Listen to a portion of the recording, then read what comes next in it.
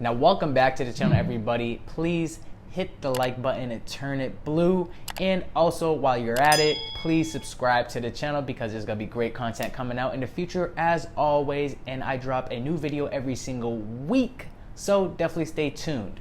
What actually makes up our credit score? You know, I talk to a lot of different people and they always say, this is how you build your credit and that is how you build your credit.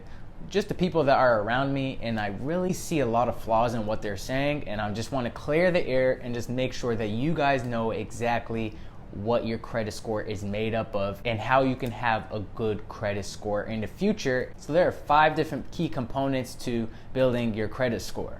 So the first one we're going to be talking about is credit card payment history. Now this makes up 35% of your credit score. So this is extremely important, guys. I cannot stress this enough. Make sure that if you use your credit card or if you have a bill due every single month for student loans or car loans, you pay that off in full every single month. Do not ever leave a little bit of balance. You'll probably hear people say, oh, leave a couple dollars here and there so that, you can pay interest on it because that's what the creditors like to see. No, they like to see that you're good with debt by paying it off in full every single month. Like when it comes to my credit cards, I literally pay these things off in full every single month. That's exactly the reason why I have a really good credit score. So don't ever leave a balance over to the next month thinking that you're doing yourself a favor, but in reality, you're only gonna be paying late fees and more interest on your money that you could have already paid off in full every single month. Number 2 is credit utilization. Now, this makes up 30% of your credit score. So just like your payment history, this is very, very important. Now, I use an example of credit cards because it's very, very simple and it gets straight to the point. Let's just say we have $10,000 credit limit on one card.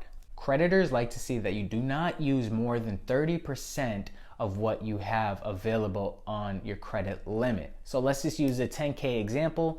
30% of 10K is $3,000. Now, if you go over $3,000 on your credit limit, then they're gonna probably look at you and think that, you're a little bit more high risk because you're using more debt than you probably should. Me personally, I like to use between 1% and 10% of my credit card limit. The 10K credit card limit, I would only usually use $1,000 a month, or even lower, like 1% is $100, because that shows creditors that you don't use a lot of your credit limit, because then it shows that you are not high risk at all because you know how to use your credit cards and pay it off in full at the end of every single month. Number 3 is credit length. The credit length pretty much explains itself. The longer you have credit, then the better off you are, because it shows over a long period of time that you know how to manage the credit, you know how to manage your debt. Usually when you get a new credit card or you get a new loan, then your credit length is gonna drop because you have new credit and it's the average of all your credit. So like I have 5 different credit cards, and when I just signed up for my new credit card, it shrinked my length of new credit because it's the average of all my credit cards. Number 4 is the credit mix. So if you have a student loan, if you have a home loan, if you have a car loan, and if you have credit cards, the creditors like to see that you have a variety of different credit, because it shows them that you're good at managing other different types of debts. So just like a credit card, it's your ability to spend as much as your credit limit is and pay it off in full, and it varies, so it's never really a certain payment. But like student loans, like home loans and car loans, they usually have a fixed payment. These are called installment accounts versus revolving accounts. Now credit cards are revolving because every single month it resets, and then you usually use however much you're going to use, and it changes every single month. An installment account is a fixed amount. So like a home mortgage, if you get a mortgage for 30 years, you're gonna have the same mortgage for 30 years. So that's why it's called an installment account, because you're making fixed payments over time. Same with car loans if you do have a car loan. And last but not least, it is the new credit. This makes up 10% of your score. So like I said, it's not really as important as the top two ones, which are 35%, which is the payment history, and 30%, which is the credit utilization. There's two different things when it comes to new credit. There's things called soft inquiries, and then there's things called hard inquiries. You probably, heard people say it's a hard pull or a soft pull.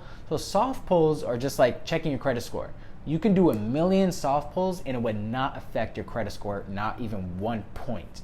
But if you do hard inquiries, this is something like, if you're getting a car loan, there's going to be people looking into your credit. That's a hard pull because they want to see all your information before they give you a loan. So thank you guys for tuning in. Thank you guys for watching about how to actually understand what makes up your credit score, because then if you watched it to the end, don't forget to like the video, smash the like button, and subscribe to the YouTube channel. I will see you guys in the next video, and until next time, I'll see you then.